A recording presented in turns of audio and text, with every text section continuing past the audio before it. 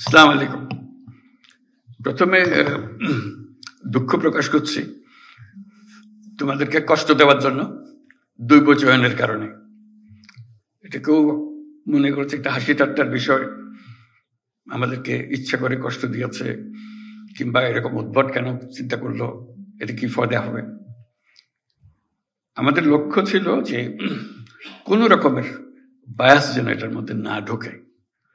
অনেক সময় শত প্রচেষ্টা সত্ত্বেও বায়াস ঢুকে পড়ে নিজের উপরে যদি ছেড়ে দিই, কিন্তু দৈব চয়নটা এসছে যেন নিজেকে এর থেকে দূরে রেখে ফেলতে পারি। আমরা যে কজনই এটার সঙ্গে শরিক ছিলাম তাদের কারো কোনো রকমের বায়াস এটার মধ্যে না ঢোকে, যাতে মুক্ত মনে যেখানে জায়গা হয়েছে, আমার নম্বর পড়েছে, সেখানে গেলাম, সেখানে আমি আমার কাজ করব। এটা অসুবিধা, ব্যক্তিগত অসুবিধা হয়।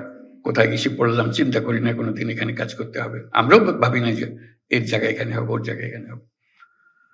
কিন্তু একটা চ্যালেঞ্জ সৃষ্টি করে, শুরুতেই একটা চ্যালেঞ্জ। এই চ্যালেঞ্জটা নেবার জন্য মানসিক প্রস্তুতি দরকার। এটার ফলে আশা করি এই কষ্টের মধ্যেও সেই চ্যালেঞ্জটা গ্রহণ করার একটা মনোভাব তোমাদের মধ্যে জেগে উঠবে যে আমি এই চ্যালেঞ্জ গ্রহণ করলাম, তাহলে সব জিনিস পরিষ্কার হয়ে আসবে। আমরা নির্বাচনের কথা বলছি, যার উদ্দেশ্যে আমরা যাচ্ছি, এটার গুরুত্বটা আমাদের এখন বুঝতে হবে। নির্বাচন বলতেই আমরা অতীতের কিছু নির্বাচনের কথা মনে রাখি, মনে চট করে আসে। তোমরাও দেখেছো সেই নির্বাচনগুলো, কেউ প্রহসনের নির্বাচন বলে, প্রতারণার নির্বাচন বলে, তামাশার নির্বাচন বলে। এগুলো হলো তাদের বিশেষণ। সেখান থেকে আমাদের চলে যেতে হবে বহু উপরে। কাজে এই দূরত্বটুকু আমাদেরকে অতিক্রম করতে হবে, যে লোকে মনে যেন জানে এই পরিবর্তন সম্ভব এবং তোমাদের মাধ্যমেই সেই পরিবর্তন হবে। কাজে এই দৈব চয়নের মাধ্যমে যারা নির্বাচিত হলো তোমরা, তারা একটা ঐতিহাসিক দায়িত্ব পালন করার জন্য, সাধারণ দায়িত্ব পালন করার জন্য। সাধারণ দায়িত্ব সবসময় এই দিক থেকে এখানে যাওয়া সব হবে, কিন্তু একটা ঐতিহাসিক দায়িত্ব পালন, এটা ইতিহাসে যেন স্মরণ করে। এখানে তোমরা অনেক কথা বলেছ, তার মধ্যে বাইরের যারা পরিদর্শন করবে আসবে, পর্যবেক্ষণ দল আসবে, তারা আমাদের খুদ ধরার চেষ্টা করবে, আমাদের এটা হয় নাই, ওইটাই ভাবে হলে ভালো হতো বলবে। এবারের নির্বাচন হলে এমন নির্বাচন, তারা স্মরণ করবে বাংলাদেশের নির্বাচনটা আমরা দেখেছিলাম, এটা এরকম। তারা নানা দেশে এটা বলবে, এরকম একটা নির্বাচন তারা এটা দৃষ্টান্ত হিসেবে নিয়ে যাবে তাদের মাথায়, বারে বারে বলবে এই নির্বাচনের মতো নির্বাচন আমরা কখনো দেখি নাই, আমরা এক কাজ করি, এটা আমাদের একটা পারদর্শিতা আছে, কিন্তু এখানে যে নির্বাচন দেখে গেলাম সেটা আমাদের একটা স্মরণীয় পরিদর্শন হলো, আমাদের স্মরণীয় অভিজ্ঞতা হলো, সেই অভিজ্ঞতা আমরা এখান থেকে নিয়ে যাব। সেই ধরনের একটা নির্বাচন আমরা করে যেতে চাই। আরেকটা বিষয় হলো, এটা সাধারণ নির্বাচন নয় যে 5 বছর পর পর একটা নির্বাচন হয়, দেশের সরকার পরিবর্তন হয়, এটা রুটিন একটা কাজ। এবারের নির্বাচনের যেটা আন্ডারলাইন করা বারে বারে দরকার, এটা হলো গণ অভ্যুত্থানের পরবর্তী নির্বাচন। গণ অভ্যুত্থানে যারা শরিক হয়েছিল, আমরা যারা এর সঙ্গে আছি, যুক্ত আছি, এটা তাদের আদর্শ, তাদের স্বপ্ন বাস্তবায়নের ক্ষেত্রে সেই বাস্তবায়নটা আমাদের এই নির্বাচনের মাধ্যমে আমরা করে যাব। যে এই নির্বাচন তোমরা যে স্বপ্ন দেখার মাধ্যমে জীবন আত্মত্যাগ করেছ, সেই আত্মত্যাগের পেছনে যা যা তোমাদের মাথায় ছিল সেটাকে আমরা এখন স্থায়ী রূপদান করতে যাচ্ছি। এটা বলতে গেলে গিয়ে ভূমিকম্পের কথা মনে হয়, আমরা গত রাত্রে কিছু ভূমিকম্প নিদর্শন পেলাম। ভূমিকম্পের প্রসঙ্গ আসলেই বিল্ডিং কোডের কথা মনে আসে, যে বিল্ডিং কোড ঠিক আছে কিনা, মানতেছে কিনা। এই যে নির্বাচন এটা বিল্ডিং কোড তৈরি করার সুযোগ, যে আমাদের যে সমাজটা তৈরি হবে তার বিল্ডিং কোডটা কি হবে। যত বড় ঝাঁকুনি আসুক এটাকে নাড়াতে পারবে না। এই নির্বাচন সেই নির্বাচন যেখানে বিল্ডিং কোড তৈরি হবে, যারা বিল্ডিং কোডটা তৈরি করবে তাদের হাতে এই দায়িত্ব দেওয়ার জন্য। তার সঙ্গে যে গণভোট আসছে, এটা শুধু 5 বছরের নির্বাচন, সনাতন নির্বাচন তা না, এটার একটা বড় গুরুত্বপূর্ণ জিনিস হলো গণভোট। সেটা হলো বিল্ডিং কোড। এই বিল্ডিং কোডটা আমরা তৈরি করে দিয়ে যাব, যেটা শত বর্ষ ধরে এই দেশকে, এই জাতিকে সামনে এগিয়ে নিয়ে যাবে। কাজে এই দায়িত্ব, এই ঐতিহাসিক দায়িত্ব যে পেয়েছ, এটার জন্য আল্লাহর কাছে শুকরগুজারি করো যে আমাদেরকে এই দায়িত্ব পালন করার সুযোগ দিয়েছে। আমরা সারা জীবনে যখন জীবনে কি করলাম সেটা বিচারে বসবো, এটার জন্য 1 নম্বরে আসে যে আমি এটাতে শরিক ছিলাম, এই বিল্ডিং কোড তৈরি করে দিয়ে এসছি বলে আজকে দেশটা আমরা পেয়েছি, আমাদের সন্তানদের কাছে এই দেশ অর্পণ করে যেতে পারছে। কাজে ওই ঐতিহাসিক ভূমিকাটার কথা স্মরণ করো। এই যে আজকে এই দায়িত্ব পেলে, এটার জন্য আল্লাহর কাছে শুকরগুজারি করবো আমরা সবাই, যে এই দায়িত্ব, ঐতিহাসিক দায়িত্ব পালনের সুযোগ আল্লাহ আমাদেরকে দিয়েছে। অন্য কেউ দিতে পারত, কিন্তু আমরা এই দৈবচয়নের মাধ্যমে আমরা এই সুযোগ পেয়েছি এবং এমন বিল্ডিং কোড তৈরি করে দিয়ে যাব যাতে এই জাতি কোনোদিন আর হেলতে না পারে, তুলতে না পারে, শক্ত মজবুত ভাবে থেকে যাবে। সেটাই হলো আমাদের চ্যালেঞ্জ এই নির্বাচনের মধ্যে যেটা আছে, আমরা যেটা করতে চাচ্ছি। 5 বছরের নির্বাচন, সনাতন নির্বাচন, সেটা হচ্ছে একটা ভিন্ন নির্বাচন। আর তার সঙ্গে আছে শতবর্ষের নির্বাচন, ওই যে বিল্ডিং কোডের কথাটা বললাম। এই দুটো একত্রে এটার মাহাত্ম্য, এটার গুরুত্ব অনেক অনেক বেশি। সেই জিনিসগুলো ধরে রাখা, কিভাবে আমরা করব, সেই জিনিসগুলো বুঝের মধ্যে নিয়ে আসা, যে আমরা গণ অভ্যুত্থানের স্বপ্ন বাস্তবায়নে আছি। এভাবে আমি বলেছি যে এটা আমাদের ধাত্রীর কাজ করতে হচ্ছে, দায়ী। নতুন বাংলাদেশ জন্ম লাভ করবে এই নির্বাচনের মাধ্যমে। এই নির্বাচন আমাদেরকে নতুন বাংলাদেশের দরজা খুলে দেবে। তো কাজে নতুন বাংলাদেশের যে জন্ম হবে, এই আমাদের যারা এখানে উপস্থিত আছি তাদের ভূমিকা হলো ধাত্রীর ভূমিকা, যে আমরা যেন সুন্দর সুষ্ঠু সেই জন্মটা দিতে পারি তাদেরকে, সেই ভবিষ্যৎ বাংলাদেশে। নতুন বাংলাদেশ তো নিজে নিজে আসমান থেকে আসবে না, আমাদের হাতে তার জন্ম লাভ করবে। এই জন্ম লাভের প্রথম সূত্রটা হলো, প্রথম স্থানটা হলো তোমাদের হাতে, যেটা এই নির্বাচন করতে যাচ্ছ। সেটা করার জন্য আমরা কিভাবে করতে পারবো সেটা জানা, যে আমরা এটা দীর্ঘমেয়াদের এক জিনিসের তৈরি করতে যাচ্ছি। এই সময়টুকু, যেটুকু সময় নির্বাচনে, মাত্র ফেব্রুয়ারি মাসে নির্বাচন হবে, এটার গুরুত্ব এত বেশি, প্রতিদিন তোমাকে চিন্তা করতে হবে যে আজকে আমার কি দায়িত্ব, কি করবো আমি এটাকে সর্বাঙ্গ সুন্দর নির্বাচন করার জন্য, মজবুত নির্বাচন করার জন্য, সবাইকে বোঝানোর জন্য, সবাই যেন একমত হয়। এটা তাকে জোর করে করানোর বিষয়ে আমরা যাবো না, আমরা বলছি সবাই একমত হয়ে, একত্র হয়ে আমরা করব, দলমত নির্বিশেষে সবাই একমত হবে যে আমরা একটা নতুন নির্বাচন, নতুন বাংলাদেশ গড়ার জন্য আমরা আজকে তার জন্ম দেওয়ার মুহূর্তে এসেছি, সেই জন্মটা লাভ করবে। আগে একটা স্বপ্ন দেখেছিল গণ অভ্যুত্থানের মাধ্যমে, আজকে বাস্তবের পথের মধ্যে আমরা তাকে উঠিয়ে দিচ্ছি। সেই নির্বাচনের মাধ্যমে আমরা যেন অগ্রসর হতে পারি, যেন দেখতে পারি কি আছে। স্বপ্নের মধ্যে যা যা ছিল আমরা সেটা করতে থাকবো। তার মধ্যে বিভিন্ন বিভাগ থেকে আমরা এসেছি, বিভিন্ন জেলার থেকে, এটা তার মধ্যে একটা প্রতিযোগিতাও যেন হয়। আমি বারে বারে স্বরাষ্ট্র মন্ত্রণালয়কে বলছি, শুধু দিয়ে দিলাম কাজে তা না, তার মধ্যে একটা আনন্দ থাকতে হবে, চ্যালেঞ্জ থাকতে হবে। সেই চ্যালেঞ্জ হলো যে কে প্রথম হলো, বিভাগে কে প্রথম হলো, 1 নম্বর কে হলো, 2 নম্বর কে হলো। এটা হাসি ঠাট্টার বিষয়, কিন্তু সিরিয়াস বিষয়। দেখলাম যে আমি 1 নম্বর হয়েছি, একটা তালিকা প্রকাশ করা, প্রতি মাসেও তালিকা প্রস্তুত করতে পারি, একবারই শেষ করে তালিকা, এবং সবাইকে জানান দেওয়া, এই 1 নম্বর, 2 নম্বর, এই 8 নম্বরে, এই 5 নম্বরে, এই 7 নম্বরে দেখা। কেন আমি পিছিয়ে পড়ে গেলাম, ব্যাখ্যা চাই, ব্যাখ্যা দেবে, তারপরে আমার উৎসাহ জাগবে, আমি ওদের ডিঙিয়ে যাব। কারণ এই ঐতিহাসিক মুহূর্তগুলোকে ছাড়া যাবে না, ঐতিহাসিক মুহূর্তগুলোকে চ্যালেঞ্জের মধ্যে নিয়ে আসতে হবে, যে আমরা প্রতিযোগিতামূলক ভাবে আমরা করে যাচ্ছি।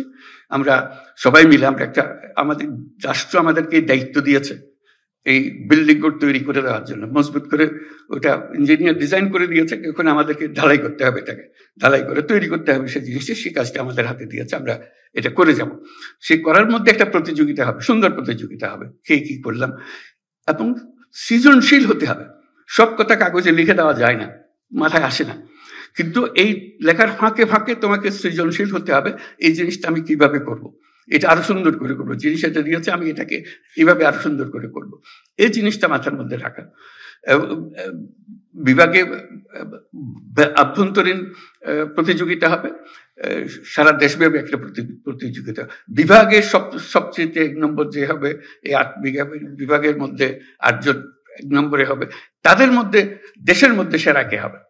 এবং সেটার জন্য আমি আগেও বলেছি এই ধরনের এক সভায়, যে তাদেরকে রাষ্ট্রীয় পুরস্কার দেওয়া, যেটা এত বড় একটা কাজ করেছে, তার মধ্যে দেশের মধ্যে এটা সেরা, ভূমিকা পালন করেছে তাকে 1 নম্বর রাষ্ট্রীয় পুরস্কার, অন্তত মন্ত্রণালয়ের পুরস্কার যেভাবে সঙ্গতিপূর্ণ হয় এরকম পুরস্কার দেওয়া 1 নম্বর, 2 নম্বর, 3 নম্বর। কাজে ওটা একটা আনন্দ, এমনিতে আমি করবই, এটাকে আনন্দের মধ্যে নিয়ে আসলাম যে আনন্দের মধ্যে আমরা কাজটা করে যাব। এই আলোচনার মধ্যে শুনতে শুনতে আমার মনে আসলো একটা কথা, এটা হলো আনাজ একজন শহীদ বালক, সে 10ম শ্রেণীর ছাত্র ছিল, সবার মনে আছে, সবাই দেখেছে তার চিঠি।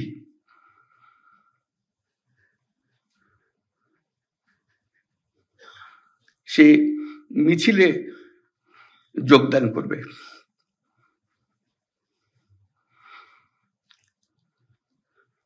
সে বলছে, মাকে বলছে, আমি স্বার্থপরের মতো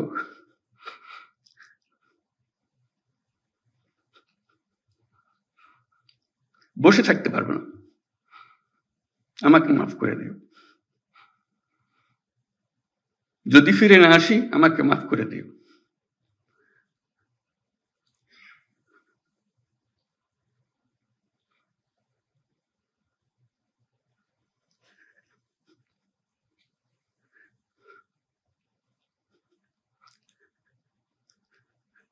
সে আনাজের বক্তব্য আমাদের কর্তব্য ঠিক করে দিয়ে গেছে।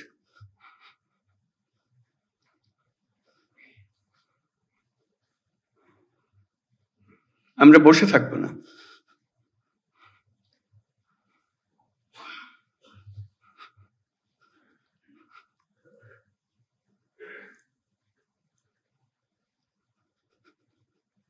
তার দায়িত্ব,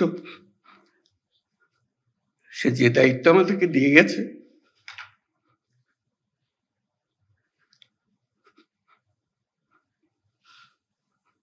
সেটা আমরা গ্রহণ করলাম। সে জেনে শুনে গেছে, বলছে যদি ফিরে না আসি আমাকে মাফ করে দিও। সে ফিরে আসে নাই, আমাদেরকে দায়িত্ব দিয়ে গেছে।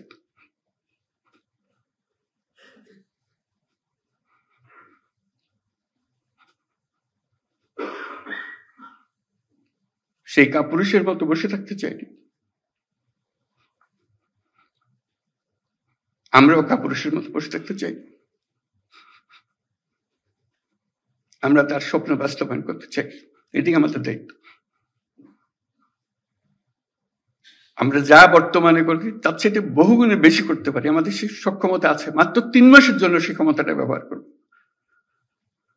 আমি সারা জীবনের কথা বলছি না, সেটা অনেক বড় দায়িত্ব। এই 3 মাস আমার পক্ষে যত উচ্চ লেভেলে কাজ করা সম্ভব, যত নির্ভুলভাবে কাজ করা সম্ভব সেটা আমি করব। আনাজের যে স্বপ্ন, সে স্বপ্নে যদি কিছুটা আমাকে দিয়ে হয় আমি সেটা পালন করব।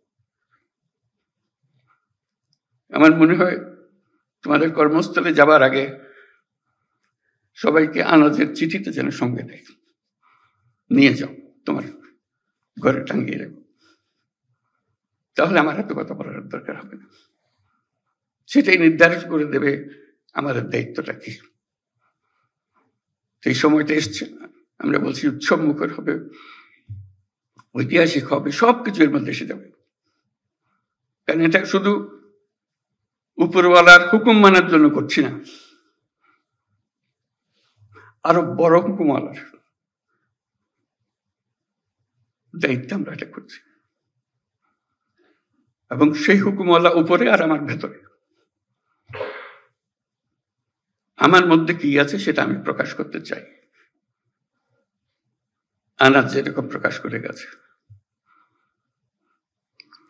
তো সেই দায়িত্ব নিয়ে আমরা আজকে কর্মক্ষেত্রে যাব, এবং যে স্বপ্ন আমরা দেশের নাগরিক হিসেবে সবাই দেখি সেটা বাস্তবায়নের জন্য যে বিল্ডিং স্ট্রাকচার যেটা তৈরি করে দিতে হবে সেটার দায়িত্ব আমরা পেয়েছি। স্ট্রাকচার আমরা এমনভাবে মজবুত করে পড়ব শত বছর ওটা হেলবে না, তুলবে না। আমরা শেষ বয়সে স্মরণ করবো এই কাজটা আমরা করেছিলাম। অতীতের দিকে যখন তাকাবো, গর্ব করে তাকাবো। আমরা গণ অভ্যুত্থানে শহীদ হই নাই, আমরা তাদের সমর্থন দিয়েছি, দূরে থেকে দিয়েছি, কাছে থেকে দিয়েছি, নিমরাজি হয়ে দেখেছি, বহুল উৎসাহ সহকারে দিয়েছি, কিন্তু তাদের মতো প্রাণ দিতে পারি নাই। আজকে আমরা আমাদের যে প্রাণ আছে সেটাকে আমরা এই 3 মাসের সময়টুকুর জন্য অন্তত চিন্তা করব। এটা সরকারি চাকরির জন্য করছি না, নাগরিক হিসেবে, দেশের একজন যোদ্ধা হিসেবে আমি এই কাজটা করছি। সবাইকে ধন্যবাদ।